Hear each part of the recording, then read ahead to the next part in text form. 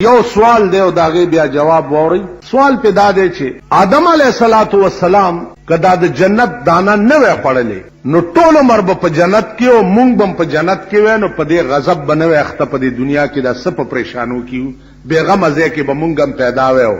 دا سوال په کراچۍ کې یو سړی ما باندې و. ما ورته وی چې د دې یو عقلی جواب ووره. مذهبي جوابونه خو ډېر دي اخو جدا خبره ده. لکه ما خیال وکړ چې دته یو داسې خبره وکړه چې د داغه موتور جوابي او اډو غلیش.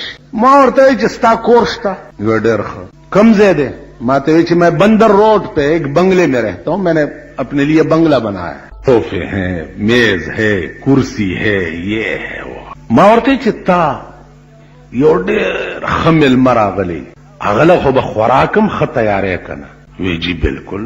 ما دومره اعلی ډینر سیټونه ساتلی دي چې زه تاسو ته وښیم حیران بشئ. اگر آپ کو شوق ہے تو آپ میرے ساتھ جائیں ذرا. زه ډېروم یو خوار ځای کې اړه خو مې وشو خو زما یو خبره تاسو ته وکم. د نن بادشاہ طبقتا نه خوشحالیږي چې سبا بیا فقیره. دا یو نصیحت مې اوري. وختي طور همون ټول مړ کیږو, مونږ ته نه ګوري څه په لوی عذاب اخته یو, خو چې سبا بیا بوریا نشینې نو د نن تخت ته به نه خوشحالیږي. چې سبا بیا خټ کېدلو ټیپرو ته کېنې نو د نن چرک ته به نه خوشحالیږي. دا یو مزاج جوړ کړي. ماړه کې خیال وکړو چې که یو ګنټې له زه د دغه بنګلې ته لاړ شم نو څه خوند به وکړي چې سبا بیا هم دا سند زمیدار هوټل کې به زه ډېره یم, دې ته به بیا راځم. ما هلته پرېږده خبره واوره. مېلمه دې راغلی دی او ډېر لوی مېلمه دې راغلی او ډېر اعلی قسم خوراکونه دې ورته تیار کړي دي. وی جی مېلمه ته خو مجبورن سړی داسې کوي.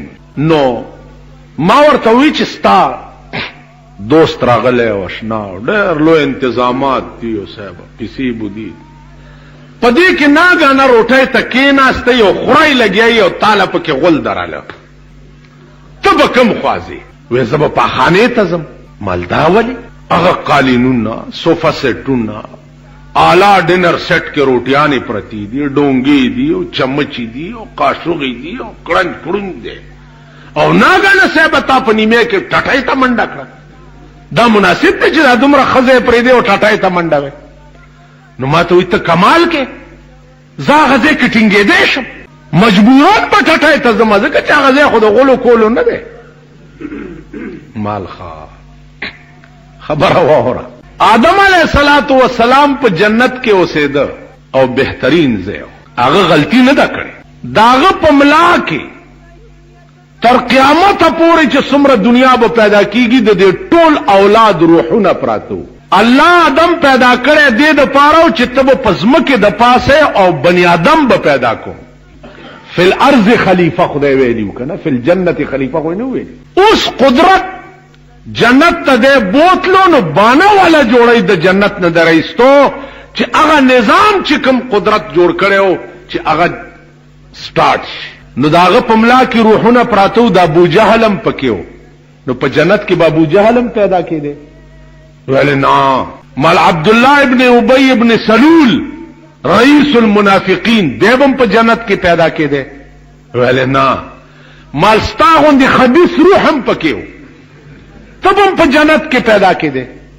نو دې له را بهر کړو چې دا خبیث روحونه چې ستا په ملا کې دي پاک خو ډیر دي, خو دا خبیث چې پکې دي دا بار وغورځوه, هغې نه پس ته بیا واپس جنت ته راشه.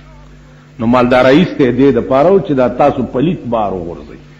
ویلے بس جی آئندہ کے لیے پھر ایسی بات میں نہیں کہوں گا, اب میں سمجھ گیا ہوں. میں نہیں, اگر آپ سمجھے نہیں ہے تو اور بھی ذرا سمجھا دوں.